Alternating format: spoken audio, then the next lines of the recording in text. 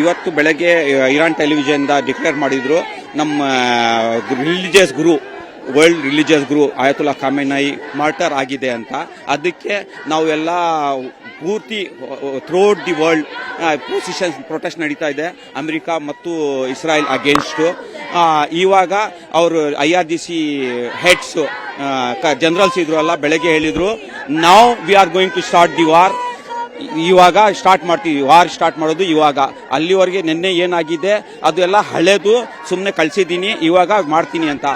What I am seeing coming days, few days are few month ಅಲ್ಲಿ American ಹೆಜಿಮನಿ ಏನಿದೆ world ಅಲ್ಲಿ, ದಾದಾಗಿರಿ, ಗುಂಡಾಯಿಸಮ್, American ಇಸ್ರಾಯೇಲ್ದು ಎಲ್ಲ ಹೋಗ್ಬಿಡುತ್ತೆ with in a month.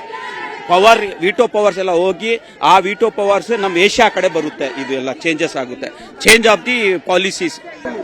ಇರಾನ್ನಲ್ಲಿ Khamenei ಹತ್ಯೆಯನ್ನ ಖಂಡಿಸಿ ಇವತ್ತು ಸಿಲಿಕಾನ್ ಸಿಟಿಯಾದ್ಯಂತ ಪ್ರತಿಭಟನೆ ನಡೀತಾ ಇದೆ. ನನ್ನ ಜೊತೆಗೆ ನೀವು ದೃಶ್ಯದಲ್ಲಿ ಗಮನಿಸ್ತಾ ಹೋಗಬಹುದು, ಶಿಯಾಸ್ ಮುಸ್ಲಿಮ್ಸ್ ಏನಿದ್ದಾರೆ ಅವರೆಲ್ಲರೂ ಕೂಡ ಪ್ರತಿಭಟನೆಯನ್ನ ಮಾಡ್ತಾ ಇರುವಂತಹ ಚಿತ್ರಣ ಕಂಡು ಬರ್ತಾ ಇದೆ.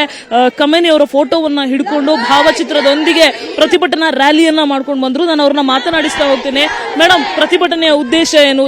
ನಾವು ಇವ್ರಿಗೆ ತುಂಬಾ ಸಪೋರ್ಟ್ ಮಾಡ್ತೀವಿ ಮೇಡಮ್. ಇವ್ರು ನಮ್ಮ ಲೀಡರ್, ಇವರು, ನಾವು ಇವ್ರನ್ನ ಬಿಟ್ಟು ಇರಕ್ಕಾಗಲ್ಲ ಮೇಡಮ್. ಇದು ತುಂಬಾ ಇಸ್ರಾಯೇಲಿ ಅವ್ರು ತುಂಬಾನೇ ಇದು ಮಾಡಿದ್ದಾರೆ ನಮ್ಮ ಜೊತೆ.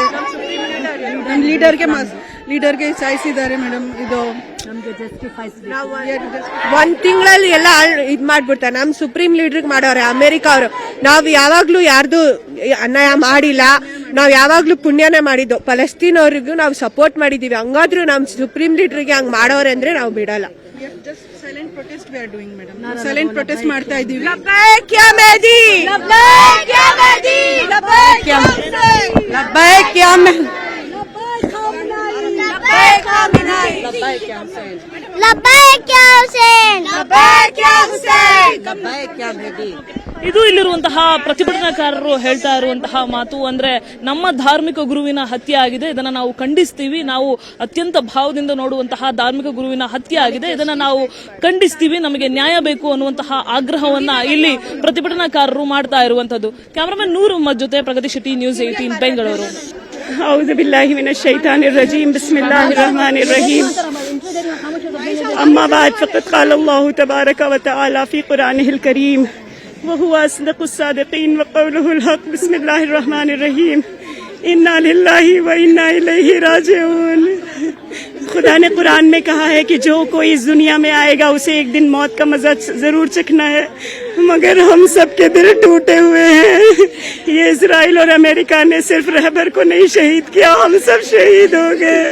हम सब के जिगर छलनी है, हम सब रो रहे हैं, हम सब दर्द में हैं. रहबर खामेनी सिर्फ एक कंट्री के सरदार नहीं थे, बल्कि हम सब के दिलों के सरदार थे.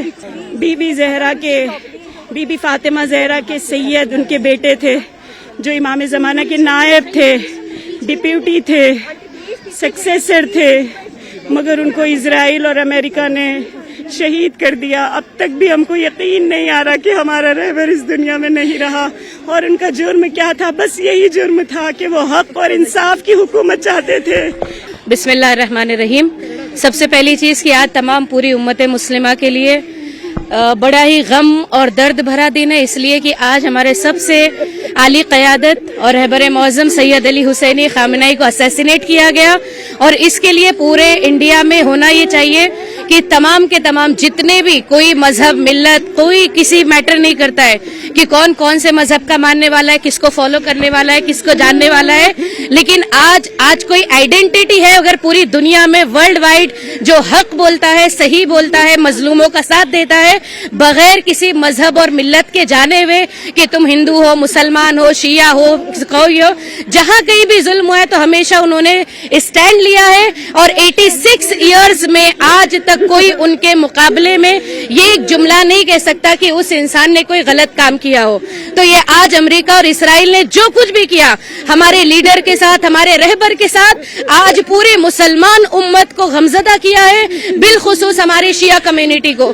इसलिए कि शिया कम्युनिटी उसे अपना लीडर मानती है, कायद मानती है. और ये याद रखे कि इंशाअल्लाह अल्लाह का वादा है कि जितने भी जालिमीन ने ये काम किया है वो सब के सब इंशाअल्लाह आज इसी हुकूमत के नीचे गर्क होंगे, बर्बाद होंगे और तबाह हो जाएंगे.